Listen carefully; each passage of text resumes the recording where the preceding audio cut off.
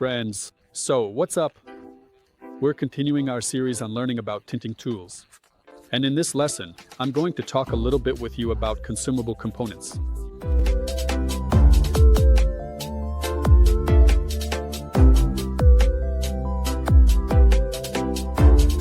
The next consumable is cleaning blades, also known as slammers. Of course, they're more expensive than a chiseler. It is also considered a consumable, but it is changed much less frequently. And over time, of course, this is all polyurethane rubber. It gets dull over time. There are 50 blades in a pack. One blade is enough for one car. The next thing I wanted to talk to you about is liquids. This is the installation solution, which we need for tinting windows and for cleaning the glass. Pay attention, there's a slight bevel here. So you can cut it maybe 2 or even 3 times for sure.